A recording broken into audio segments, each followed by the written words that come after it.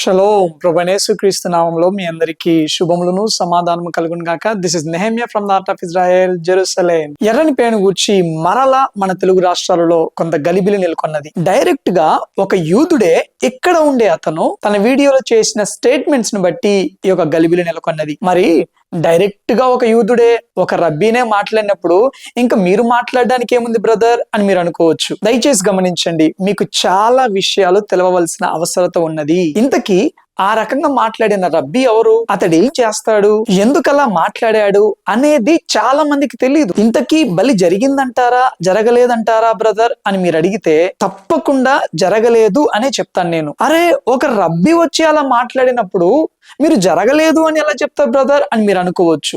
ఆ విషయాలనే స్పష్టంగా నేను ఈ వీడియోలో మీకు తెలియజేయబోతున్నాను. ఏ వ్యక్తి వీడియో అయితే చూపిస్తూ బలి జరిగింది అనేసి అపోహ పడుతూ ఉన్నారో ఆ వ్యక్తి నాతో మాట్లాడిన మాటలను స్పష్టంగా నేను మీ ముందు ఉంచుతాను. ఆ మాటలు విని ఆ వీడియో చూసి ఏది నిజమో మీరే నిర్ధారించుకోవచ్చు. దయచేసి దైవ సేవకులు కానీ, విశ్వాసులు కానీ, ప్రభు యొక్క సేవలో నాతోటి జతపని వారు కానీ కొంచెం ఓపిక చేసుకుని తప్పు పట్టాలన్న ఉద్దేశముతో కాక విషయ పరిజ్ఞానముతో జాగ్రత్తగా ఫాలో అవ్వాల్సిందిగా మనవి చేస్తూ ఉన్నాను. ఈ విషయాలను పూర్తి వివరణతో మీ ముందుంచాలి కాబట్టి వీడియో కొంచెం లెంతీగా ఉంటుంది. ఓపికతో చివరి వరకు చూడవలసిందిగా మనవి చేస్తూ ఉన్నాను. సబ్జెక్ట్ లోకి వెళ్ళడానికంటే ముందుగా కొన్ని విషయాలను నేను స్పష్టం చేయాలని ఆశపడుతూ ఉన్నాను. నేను ఎప్పుడు కూడా నా వీడియోలో ఒక వ్యక్తిని ఉద్దేశించి ఒక వ్యక్తిని అటాక్ చేయాలన్న ఉద్దేశంతో ఎప్పుడు వీడియోలు చేయలేదు. నేను ఇక్కడ యూదుల మధ్యలోనే బైబిల్ కి సంబంధించిన కోర్సెస్ చేస్తూ ఉన్నాను. హీబ్రూ కోణంలో ఆది అపోస్తులైన యూదుల కోణంలో వాక్యాన్ని చూసే కోర్సెస్ చేస్తూ ఉన్నాను. నాకు టీచ్ చేసే వారిలో రబ్బీలు ఉన్నారు, అట్ ద సేమ్ టైం క్రీస్తును అంగీకరించిన యూదులైన వారు కూడా ఉన్నారు. షబ్బాత్ రోజు వారితో పాటు కలిసి రొట్టె ద్రాక్షరసంలో కూడా పాల్గొంటాను. యూదులు ఎన్ని రకాలుగా ఉంటారు, ఎన్ని గ్రూపులుగా ఉంటారు, ఒక్కొక్క గ్రూప్ వారు ఏ ఏ నమ్మకాలను విశ్వసిస్తూ ఉంటారు, అసలు దేవాలయం కట్టబడే విషయంలో కావచ్చు, ఎర్రని పేను బలి ఇచ్చే విషయంలో కావచ్చు, ఎవరెవరు ఎటువంటి అభిప్రాయాలను కలిగి ఉన్నారు, వాటన్నిటిని లోతుగా పరిశీలించి వారితో పాటు అధ్యయనం చేసి అప్పుడు మాత్రమే మీకు విషయాలను తెలియజేస్తూ ఉన్నాను. కానీ ఏదో వాట్సాప్ లో ఫార్వర్డ్ అయిన మెసేజ్ చూసి గానీ, ఎవరో వీడియోలు పంపిస్తే ఆ వీడియోలను ఆధారం చేసుకుని గానీ నేను మాట్లాడట్లేదు. దయచేసి గమనించండి, మరలా చెబుతూ ఉన్నాను, నేను చెప్పిందే నిజము అని ప్రూవ్ చేయడానికి చేసే వీడియో కాదు ఇది. అన్నిటినీ మీ ముందుంచుతాను, మీరు డిసైడ్ చేసుకోండి. నేను చెప్పిన సంగతులకు ఎవరైనా భిన్నంగా మాట్లాడినట్లయితే నేను ఆ యొక్క సంగతులను మాత్రమే అడ్రస్ చేశాను, ఆ అంశాలను మాత్రమే అడ్రస్ చేశాను. కానీ నేను ఎప్పుడు కూడా వ్యక్తులను తప్పు పట్టలేదు. మన తెలుగు రాష్ట్రాలలో ఈ యొక్క ఎర్రని పేరును గూర్చి ప్రధానంగా మాట్లాడే దైవ సేవకులు ఎవరైతే ఉన్నారో నేను ఒకసారి వారి రీల్ ని చూడడం జరిగింది. వారి యొక్క సాక్ష్యముతో కూడిన రీల్ ని చూడడం జరిగింది. చాలా అద్భుతమైన సాక్ష్యం అది, ప్రభావితమైన సాక్ష్యం అది. ఒక భయంకరమైన జీవితం నుండి దేవుడు ఎంత అద్భుతంగా విడిపించి ఏ రకంగా వాడుకుంటున్నాడో చూపించే అద్భుతమైన సాక్ష్యం. కాకపోతే ఈ యొక్క అంత్యకాలానికి సంబంధించిన విషయాలలో అయితేనేమి, ముఖ్యంగా ఇజ్రాయెల్లో యెరూషలేంలో జరుగుతున్న సంగతుల విషయంలో అయితేనేమి వారు చాలా పొరబడుతూ ఉన్నారు. ఆ అంశాలను మాత్రమే ఇక్కడ యూదుల గ్రంథాలలో ఉన్న వాక్య రుజువులతోటి విత్ రెఫరెన్సెస్ తోటి నేను ఎక్స్ప్లెయిన్ చేయడం జరిగింది. ఇంకా చాలు బ్రదర్, ఇంతకీ ఆ రబ్బీ ఏం మాట్లాడాడో చెప్పండి, అసలు అలా ఎందుకు మాట్లాడాడో చెప్పండి అని మీరు అనుకోవచ్చు. Yes, let's get into the topic. First of all మీరు తెలుసుకోవాల్సింది ఏంటి అని అంటే, ఏ యూదుడైతే ఎర్రనిపోయే విషయంలో యొక్క వీడియో చేశాడో ఆయన రబ్బీ కాదు, అతడు ఒక జర్నలిస్ట్ మాత్రమే. యూదులలో కూడా వివిధ రకములైన యూదులు ఉంటారు. సెక్యులర్ యూదులు ఉంటారు, ట్రెడిషనల్ యూదులు ఉంటారు, మతపరమైన యూదులలో కూడా ఆర్థోడాక్స్ యూదులు ఉంటారు, అల్ట్రా ఆర్థోడాక్స్ యూదులు ఉంటారు. కిప్పా పెట్టుకుని కొంచెం గడ్డం పెంచుకుని సైడ్ కి ఈ యొక్క హెయిర్స్ పెంచుకున్నంత మాత్రాన వాళ్ళు రబ్బీలు అవ్వరు. రబ్బీలు వేరు. ఈ ఎర్రనిపోయే విషయంలో వీడియో చేసిన ఆడమ్ గారు ఆయన ఒక జర్నలిస్ట్ మాత్రమే, ఆయన రబ్బీ కాదు. కాకపోతే ఇక్కడ మతపరమైన యూదులు చాలా మంది రబ్బీగా పిలువబడడానికి ఇష్టపడతారు. ఎవరైనా రబ్బీ అని పిలిస్తే వాళ్ళు కాదు అనరు. అంతేకాదు ఇక్కడ చాలా మంది మతపరమైన యూదులకు కూడా ఈ యొక్క ఎర్రని పెయ్య విషయంలో లోతైన అవగాహన ఉండదు. రబ్బీలకు మాత్రమే లోతైన అవగాహన ఉంటుంది. మతపరమైన యూదులు వాళ్ళు ఎంతసేపు ఆ యొక్క తల్ముద్ని చదువుతారు, కామెంటరీస్ ని చదువుతారు, రబ్బీలు ఏ విషయాలనైతే చెప్పారో వాటి వరకే పరిమితం అవుతారు. ఆ విషయాలలో మాత్రము వాళ్ళు చాలా స్ట్రాంగ్ ఉంటారు. ఆచారాలు సాంప్రదాయాల విషయాలలో మాత్రము చాలా ఖచ్చితంగా ఉంటారు. అయితే ఈ యొక్క జర్నలిస్ట్ ఆడమ్ గారికి కూడా ఈ యొక్క ఎర్రని పెయ్య విషయంలో లోతైన అవగాహన లేదు. ఈయన జర్నలిస్ట్ కాబట్టి నిజ నిజాలు తెలుసుకోవాలన్న ఆ యొక్క కుతూహలముతోటి చాలా మందిని కాంటాక్ట్ అయ్యాడు. అయితే ఇందులో ప్రధానమైన వ్యక్తి ఎవరు అని అంటే బైరన్ స్టిన్సన్. బైరన్ స్టిన్సన్ ఆల్రెడీ ఈ యొక్క ఆడమ్ గారికి ఒక మంచి ఫ్రెండ్. అయితే ఈ యొక్క బైరన్ స్టిన్సన్ ఏమో బలి జరిగిపోయింది అని ఖచ్చితంగా చెప్పాడు. ఆ మాటలను బేస్ చేసుకుని ఈయన టెంపుల్ ఇన్స్టిట్యూట్ వాళ్ళకు రీచ్ అయితే టెంపుల్ ఇన్స్టిట్యూట్ వాళ్ళు స్పష్టమైన వివరణ ఈయనకి ఇవ్వలేదు. అందుకని ఈ బైరన్ ఏమో ఇంత ఖచ్చితంగా బలి జరిగిపోయిందని అంత స్పష్టంగా చెబుతా ఉంటున్నాడు, ఈ టెంపుల్ ఇన్స్టిట్యూట్ వాళ్ళేమో ఏది ఎటు సరిగ్గా చెప్పట్లేరు అన్న అసహనముతోటి ఆయన ఆ వీడియో చేయడం జరిగింది. నిజానికి టెంపుల్ ఇన్స్టిట్యూట్ వాళ్ళు బలి విషయంలో ఎప్పుడో స్పష్టమైన వివరణ ఇచ్చారు. బాబు, అది నిజమైన బలి కాదు, అది క్వాలిఫై అయిన ఎర్రనిపేయ కూడా కాదు అని వారు స్పష్టంగా తెలియజేశారు. చూడండి, టెంపుల్ ఇన్స్టిట్యూట్ వాళ్ళకి ప్రపంచ వ్యాప్తంగా ఎన్ని కాల్స్ వస్తాయి, ఎన్ని మెయిల్స్ వస్తా ఉంటుంటాయి, ఎంత మందికి వాళ్ళు సమాధానం చెప్పాలి? అందరికీ చెప్పిందే చెప్పుకుంటూ పోతా ఉంటుంటే వాళ్ళ పరిస్థితి ఎలా ఉంటుండొచ్చు? అందుకే ఇంకా వాళ్ళు సరిగ్గా స్పందించడం మానేశారు. ఒక్కసారి చెప్పాము జరగలేదు అనేసి మళ్ళీ అడుగుతా ఉంటుంటే ఏం చెప్తారు వాళ్ళు? అయితే ఈ యొక్క ఆడమ్ గారు, ఈ యొక్క జర్నలిస్ట్ గారు ఏం ఫీల్ అయ్యారు అని అంటే, నేను లేవనెత్తిన ప్రశ్నలకి సరైన క్లారిటీ లేదు టెంపుల్ ఇన్స్టిట్యూట్ నుండి. ఒకవైపు ఏమో బైరన్ స్టిన్సన్ లాంటి వాళ్ళు ఏమో బలి జరిగిపోయిందని చెప్తా ఉంటున్నారు, వీళ్ళేమో స్పష్టత ఇవ్వట్లేరు అన్న అసహనంలో నుండి ఆయన వీడియోలో ఆ రకంగా రియాక్ట్ అవ్వడం జరిగింది. ఆ వీడియోలో కూడా ఎక్కడ కూడా బలి జరిగింది అని కానీ జరగలేదు అని కానీ ఆయన చెప్పలేదు. ఏదో ఒక్క ముక్క చూపించేసి ఇంకా బలి జరిగింది అని ఆయన చెప్పినట్టుగా స్ప్రెడ్ చేయడం అనేది కరెక్ట్ కాదు. బైరన్ స్టిన్సన్ కూడా బలి జరిగింది అని చెప్పడానికి ఇటువంటి అసహనమే కారణం. ఈ బైరన్ స్టిన్సన్ ఎవరు అని మీరు అనుకోవచ్చు. ఇంతకుముందు నా వీడియోలు చూసిన వారికి ఆయన ఎవరో అర్థమవుతుంది. ఆయన ఎవరో తెలియని వారికి 2 మాటల్లో చెప్తాను. బైరన్ స్టిన్సన్ అనే వ్యక్తి ఒక క్రైస్తవుడు. అమెరికా నుండి ఎర్రనిపేయలు ఇజ్రాయెల్ దేశానికి రావడానికి ఆయన ప్రధాన పాత్ర పోషించాడు. ఆయన బొనే ఇజ్రాయెల్ అన్న ఫౌండేషన్ స్థాపించి ఇజ్రాయెల్ దేశంలో చాలా ప్రాజెక్టులలో యూదులకి సహాయ సహకారాలు అందించాడు. ఇక్కడ మనం అర్థం చేసుకోవాల్సింది ఏంటి అని అంటే, సహజంగా క్రైస్తవులకు యూదులంటే కొంత అసహనం ఉంటది. ఎందుకు?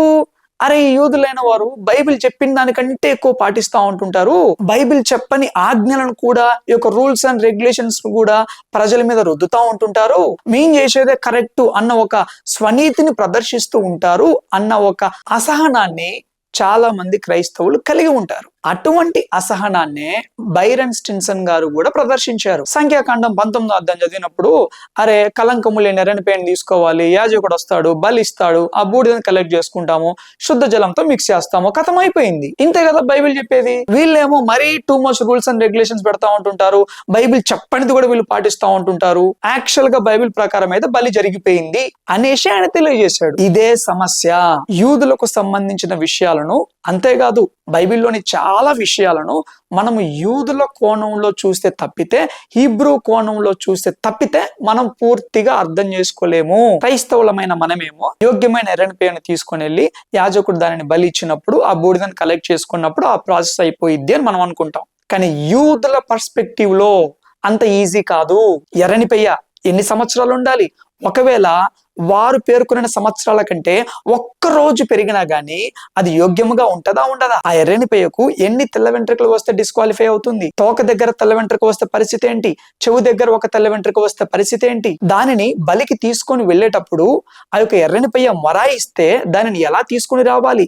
తీసుకుని వచ్చే క్రమంలో చిన్న గీటు పడినా గానీ అది యోగ్యముగా ఉంటుందా ఉండదా? దానిని బలిపీఠం మీద ఎలా పడుకోబెట్టాలి?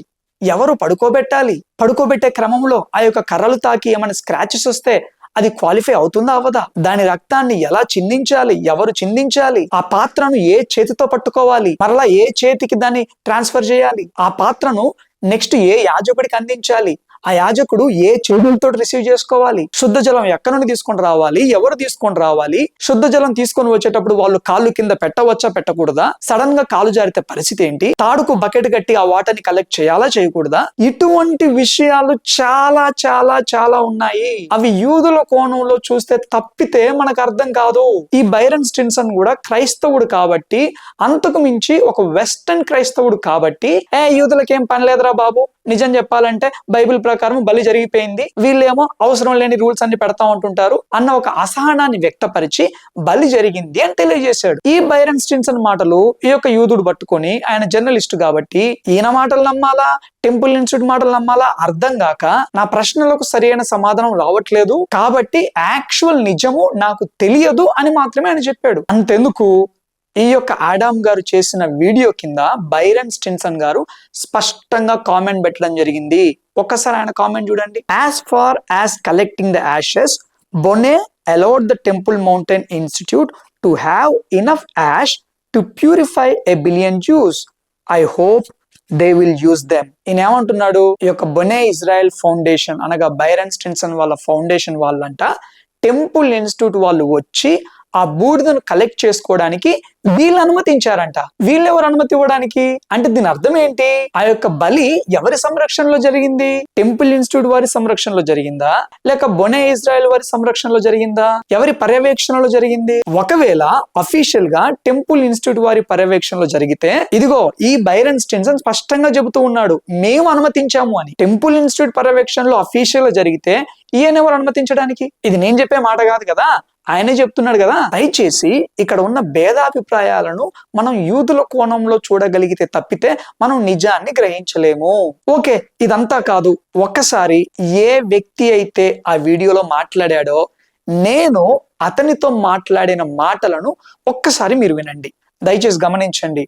నేను రబ్బీ అజర్యా గారి దగ్గరికి వెళ్ళినప్పుడు ఆయనే నెహెమ్యా నేను ఏదైనా ఎక్స్ప్లెయిన్ చేస్తే నేను ఏదో మభ్య పెడుతున్నాను అని అనుకునే అవకాశం ఉంది కాబట్టి డైరెక్ట్ నువ్వే మాట్లాడు ఆయనతోటి, నన్ను అడిగిన ప్రశ్నలన్నీ ఆయనతో స్పష్టంగా అడుగు అని ఆయన ఫోన్ నాకు ఇచ్చాడు. దయచేసి గమనించండి. మతపరమైన యూదులు, అల్ట్రా ఆర్థోడాక్స్ యూదులు, ముఖ్యంగా రబ్బీలు స్మార్ట్ ఫోన్ వాడరు, డబ్బా ఫోన్ మాత్రమే వాడతారు. కాబట్టి నేను ఆయన ఫోన్ లో ఆడియోలో మాట్లాడడం జరిగింది. ఆడియో ఆయనదేనా, ఆయనది కాకపోయి ఉండొచ్చు అని మీరు అనుకుంటే 1కి 10 సార్లు వినండి. ఒకసారి ఆ వీడియోలో ఆయన ఏమన్నాడో చూడండి. Shalom. Yeah, this is Nehemiah. Okay. Can you please give us more clarity about the red heifers?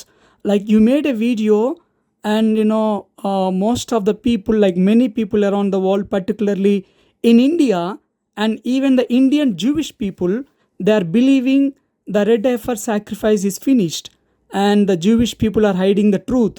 So they are just giving the false information. Now we have this particular rabbi named Adam. He made a video. He revealed the truth.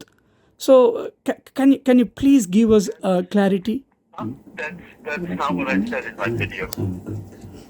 What I said in my video is that I don't know what happened. That I am getting different stories from different sources, and so I do not know what happened on July 1st. That's what my video said. Okay, are you sitting with Rob Ariel, or are you on phone with him? I am sitting with Rabbi Azariah Ariel. He is the expert and the appointed person to oversee the Red Heifer Project by the Temple Institute. I am just a news reporter. And my video, I did not say whether it did or did not happen.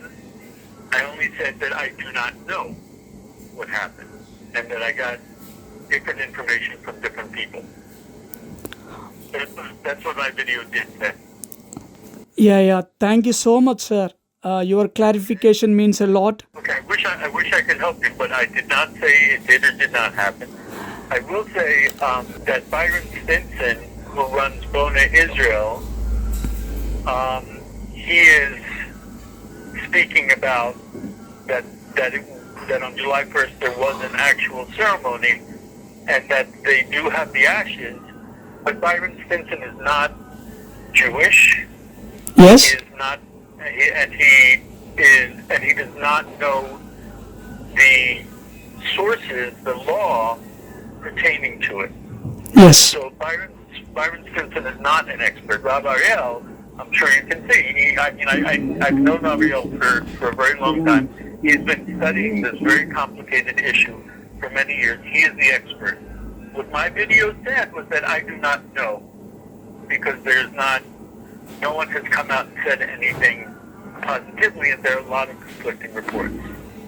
Byron has come out and said that it happened, and Rav Ariel has told me that it did not happen. So I don't know what happened. Okay?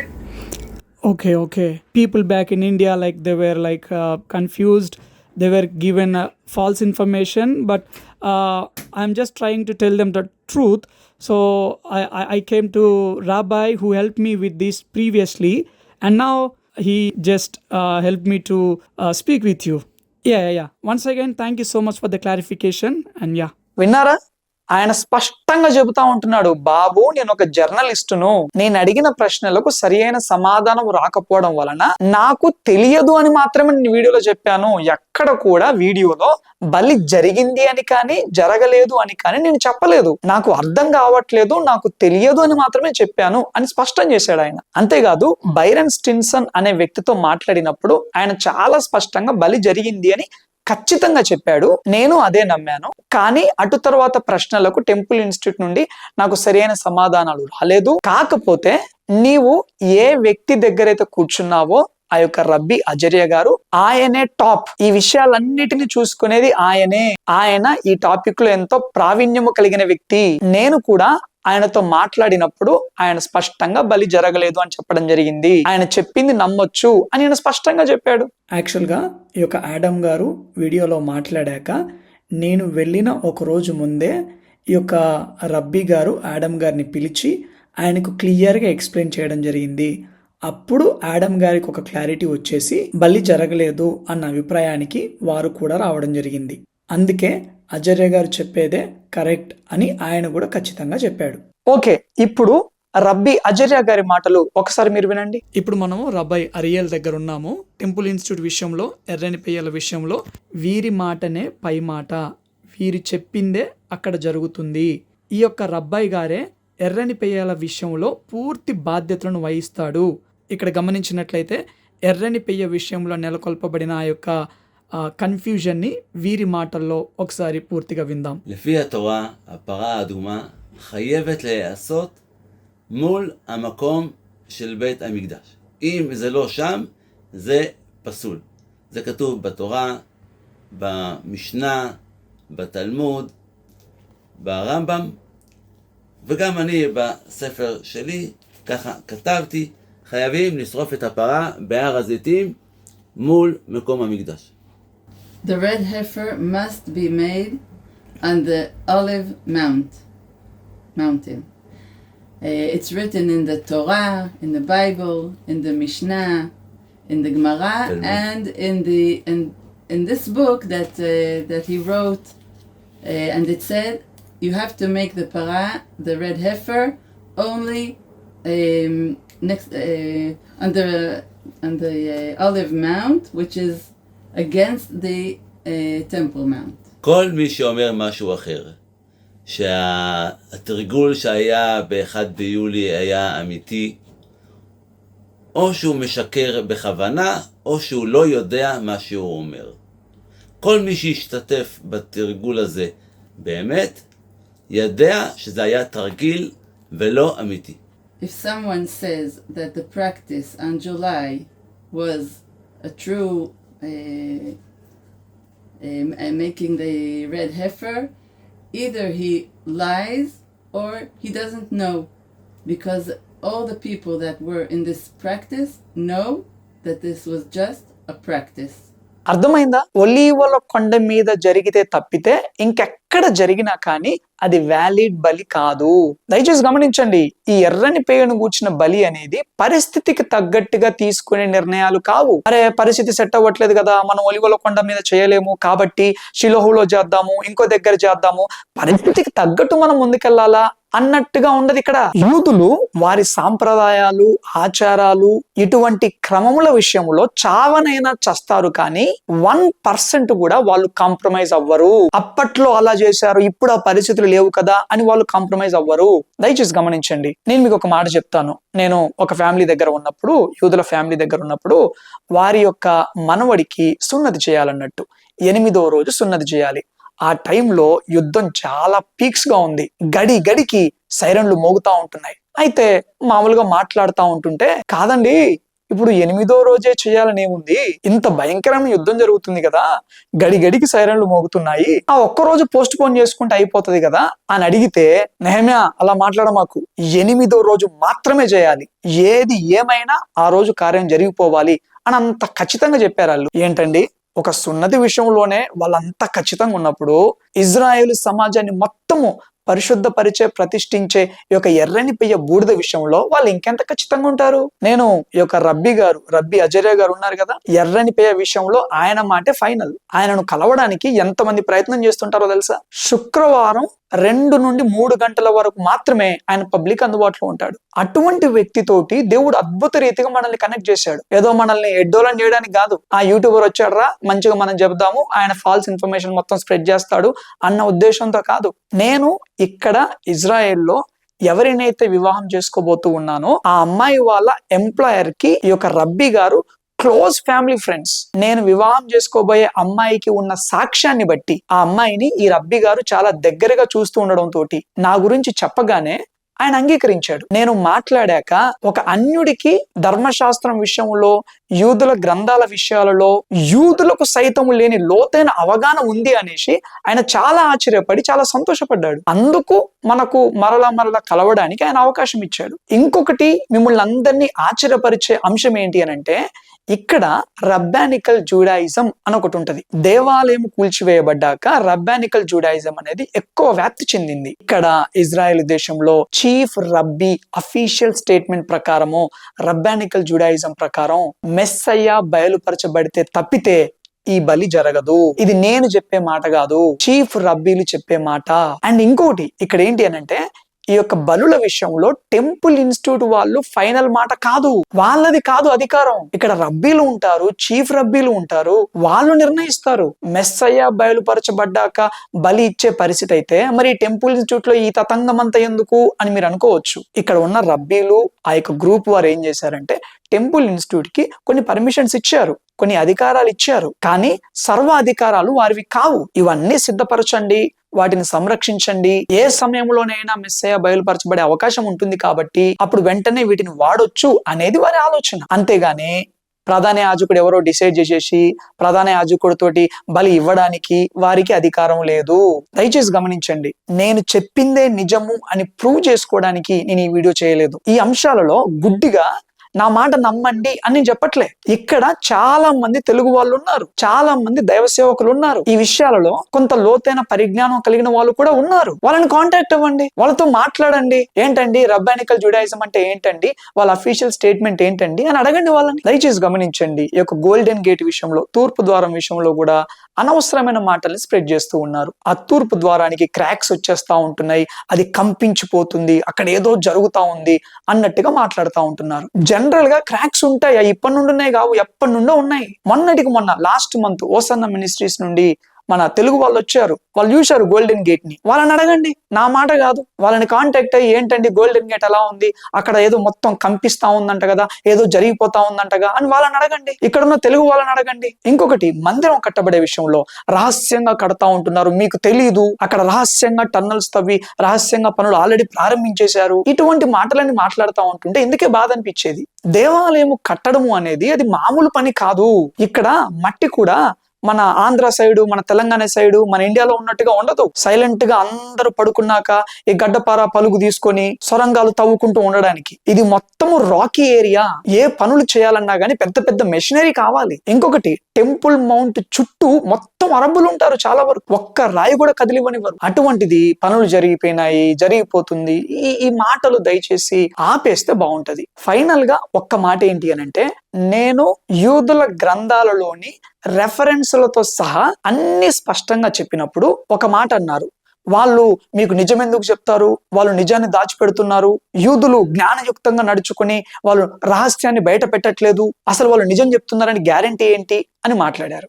ఎవరైతే ప్రధానమైన వ్యక్తులుగా ఉన్నారో వాళ్ళ దగ్గర proofs తో సహా బయట పెడితే నిజం చెప్తున్నారో అని గ్యారంటీ ఏంటి అన్నారు. ఇప్పుడు సరి అయిన అవగాహన లేని ఒక జర్నలిస్ట్ మాట్లాడితే దాన్ని నిజం అని నమ్ముతున్నారు. అంటే ఏంటి అని అంటే, మనం ఏదైతే నమ్ముతామో దానికి ఎవరైనా భిన్నంగా మాట్లాడితే ఆ మాట్లాడిన వారు ఎంత పెద్దవారైనా కానీ వాళ్ళు చెప్పేది నిజం కాదు. మనం నమ్మే వాటికి అనుకూలంగా ఎవరైనా మాట్లాడితే అది నిజమైపోతుంది. అది కరెక్ట్ కాదు. దయచేసి ఎర్రని పేయను గురించి మాట్లాడేవారు ఎంతసేపు తప్పు పట్టాలి అన్న ఉద్దేశంతో కాకుండా, అరే ఓకే ఇతడు చెప్పే మాటలను ఒకసారి పరిగణనలోకి తీసుకుందాము, నిజమే వీరి గ్రంథాలు ఏమంటా ఉంటున్నాయి, అక్కడ ఉన్న వివిధ గ్రూపులకు సంబంధించిన యూదులు వారు ఏమేమి నమ్ముతా ఉంటుంటారు, ఎవరి అభిప్రాయాలు ఎలా ఉంటాయి, రబ్బానికల్ జుడాయిజం ఏమంటుంది, ఒకసారి పరిశీలించండి. ఒలీవల కొండ మీదనే ఆ బలి జరగాలి అనేది ఎందుకు, ఏమిటి, ఎలా అనేది స్పష్టంగా చెప్పాను. ఒక్కసారి ఆ వీడియో చూడండి. బలి జరిగినప్పుడు ఆ రక్తాన్ని ఆ యొక్క తూర్పు ద్వారం వైపు చూస్తూ ప్రోక్షించాలా, 7 మార్లు ప్రోక్షించాలి. అలా ప్రోక్షించడము చాలా చాలా ప్రాముఖ్యం. అక్కడెక్కడో శిలోవులో చేస్తే రక్తాన్ని ఎలా ప్రోక్షిస్తారు? దయచేసి ఇటువంటి విషయాలను పరిశీలించండి. నేను మరలా రిక్వెస్ట్ చేస్తూ చెప్తా ఉంటున్నాను, ఈ విషయాలను పూర్తి అవగాహన లేకుండా అంతగా హైలైట్ చేయకండి. ఇంకొక మాట ఏంటి అని అంటే, ఈ యొక్క జర్నలిస్టే కాకుండా ఇంకొంతమంది కూడా బలి జరిగింది అన్నట్టుగానే మాట్లాడుతున్నారు. దాని వెనకాల ఉన్న కోణం వేరు. ప్రస్తుతం ఇక్కడ ఇజ్రాయెల్లో యూదయ సమరయ విషయంలో చాలా గొడవ జరుగుతుంది. అమెరికాకి ఇజ్రాయెల్ కి మధ్య ఒక సైలెంట్ వార్ నెలకొల్పబడ్డది. చాలా మంది మతపరమైన యూదులు ఒక రోషముతో ఉన్నారు. ఏ రకంగానైనా గాని దేవుడు మనకిచ్చిన ఆ వాగ్దాన భూమిలో ఇంచు కూడా కోల్పోకుండా ఆ యొక్క యూదయ సమరయను కూడా మనం సంరక్షించుకోవాలి అన్న ఒక గురిని కలిగి ఉన్నారు. ఇటువంటి సమయంలో ఎర్రని పెయ్య బలి జరిగింది అన్న ఒక నెరేటివ్ ని సైలెంట్ గా స్ప్రెడ్ చేసినట్లయితే మరలా అటాక్ జరిగే అవకాశం ఉంటది. ఆ అటాక్ ని బేస్ చేసుకుని యూదయ సమరయను కూడా మనం సంరక్షించుకోవాలి అన్న ఒక అజెండా కొంతమంది కలిగి ఉంటారు. వీటన్నిటి మీద మనం పూర్తి అవగాహన లేకుండా ఇటువంటి సెన్సిటివ్ విషయాలను ప్రజల్లోకి తీసుకెళ్లి వాటిని హైలైట్ చేయడము మంచిది కాదు. ఇక్కడ ఇజ్రాయెల్లో దేవుడు తన మహాకృప ద్వారా నాకు అనుగ్రహించిన సహవాసంలో అయితేనేమి, మా యొక్క బిడ్డలందరూ రోజు మన తెలుగు రాష్ట్రాల గురించి ప్రార్థన చేస్తూ ఉన్నారు. ముఖ్యంగా యవ్వన దైవ సేవకుల గురించి బలంగా ప్రార్థన చేస్తూ ఉన్నారు. దేవుడు ఒక యవ్వన జనరేషన్ లేపుకోవాలి, అనేకులను ప్రభావితం చేసే విధముగా, అంత్యకాలంలో క్రీస్తు కొరకు సిద్ధపరిచే విధముగా ఒక అగ్ని జ్వాలలా మార్చబడాలి అని ఎంతో ప్రార్థన చేస్తూ ఉన్నాం. రోజు మనమందరము కలిసి ఆ రకంగా ముందుకెళ్దాం, అనేకులను ప్రభు కొరకు సిద్ధపరుద్దాం. మన తెలుగు రాష్ట్రాలలో ఒక బలమైన ఉద్యమం రావడానికి మన వంతు పాత్ర మనం పోషిద్దాం. ఇంకా నేను ఎంత ఎక్స్ప్లెనేషన్ ఇచ్చినా గానీ మీకు తెలీదు, మీకు చెప్పరు, ఆయనట్లా ఈయనిట్లా అని చెబితే ఇంక నేనేమి చేయలేను. ఏది ఏమైనా గానీ ఇటువంటి విషయాలన్నింటినీ పక్కన పెట్టి ప్రభువు పనిలో అంత్యకాలంలో మనమందరము బలమైన సాధనములుగా వాడబడాలి. అట్టి కృప పరిశుద్ధాత్మ దేవుడు మనందరికీ అనుగ్రహించును గాక. ఆమేన్. చివరి వరకు వీడియో చూసిన మీ అందరికీ ప్రభు నామంలో వందనాలు తెలియజేస్తా ఉంటున్నాను. ఇంకా మన ఛానల్ ను సబ్స్క్రైబ్ చేసుకున్నట్లయితే తప్పకుండా సబ్స్క్రైబ్ చేసుకోవాల్సిందిగా మనవి చేస్తా ఉంటున్నాను. ఈ వీడియోలోని అంశాలు మీకు కరెక్ట్ గా అనిపించినట్లయితే లైక్ చేయండి. ఒక వ్యక్తిని టార్గెట్ చేస్తున్నట్టుగా కాకుండా సమతుల్యమైన మీ యొక్క విలువైన అభిప్రాయాన్ని మాత్రమే ఈ యొక్క కామెంట్స్ లో మెన్షన్ చేయవలసిందిగా మనవి చేస్తా ఉంటున్నాను. Thank you all. God bless you.